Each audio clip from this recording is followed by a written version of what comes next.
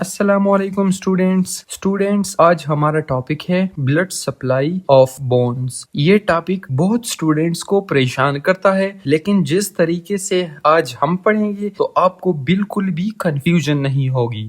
Students دیکھیے، سب سے پہلے ہم لانگ بونز کے بلڈ سپلائی کے بارے میں بات کریں گے۔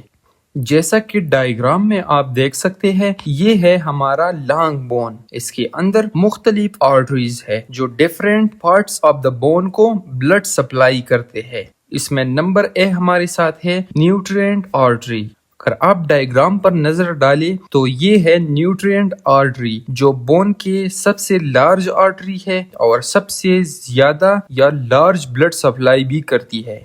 لانگ بون کے شاف پر ایک سوراخ ہوتا ہے جسے نیوٹرینٹ فورامن کہتے ہیں۔ نیوٹرینٹ آرٹری نیوٹرینٹ فورامن کے اندر جا کر کارٹکس کو کراس کرتی ہے اور میڈولری کیویٹی میں اسینڈنگ اور ڈسینڈنگ برانچز میں ڈیوائیڈ ہو جاتی ہے۔ اسینڈنگ اور ڈسینڈنگ برانچز میٹاپائسس پہ جا کر پیرالل چینل کا مضبوط کنیکشن دیتے ہیں تاکہ بون کی گروتھ آسانی سے ہو۔ جو نیوٹرینٹ فورامن ہوتا ہے وہ بون کی گروئنگ اینڈ پر ہوتا ہے، مطلب جہاں سے بون گرو کرتا ہے۔ فار ایگزامپل، اپر لمب میں ہیومیرس کا اپر اینڈ، النا اور ریڈیس کا لوور اینڈ، اور لوور لمب میں فیمر کا لوور اینڈ اور ٹیبیا کا اپر اینڈ گروئنگ اینڈ ہے، اور اسی گروئنگ اینڈ میں نیوٹرینٹ فورامن ہوتا ہے جس کے اندر نیوٹرینٹ آرٹری ہوتی ہے۔ نیوٹرینٹ آرٹری بلڈ سپلائی کرتی ہے میڈولری کیویٹی کو، میٹاپائسس کو اور 2/3 inner part of the cortex کو۔ نمبر بی ہمارے پاس ہے پیریوسٹیل آرٹری۔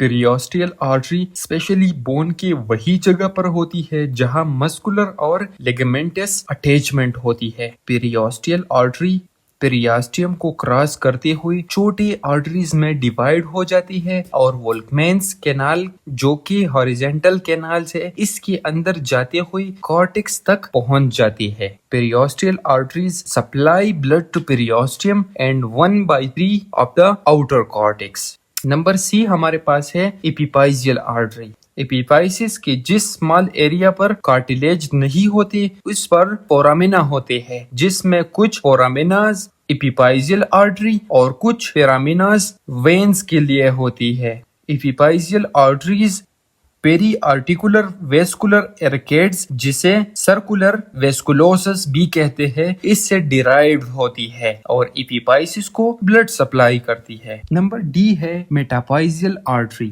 میٹاپائزیل آرٹریز سسٹیمک ویزل سے ڈیرائیوڈ ہوتی ہے جو میٹاپائسس کو بلڈ سپلائی کرتی ہے۔ اب یہاں پر ایک پوائنٹ ہے، اسٹوڈینٹس غور سے سنیں۔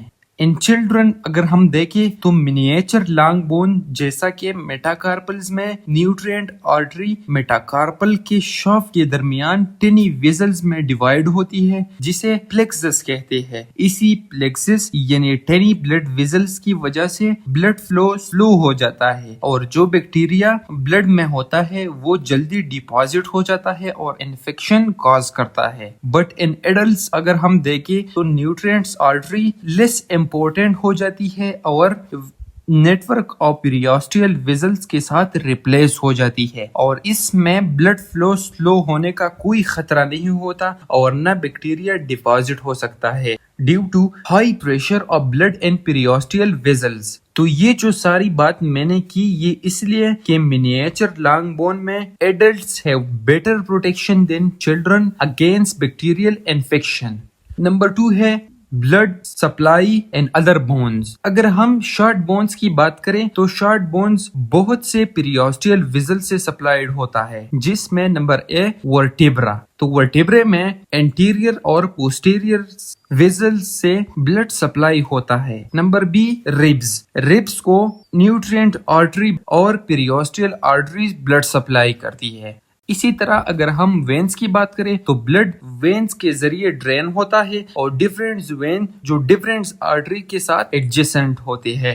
نوٹ، مگر ایک بات یاد رکھیں، veins are numerous in spongy bone than compact bone. Spongy bone میں وینز زیادہ ہوتے ہیں as compare to compact bone.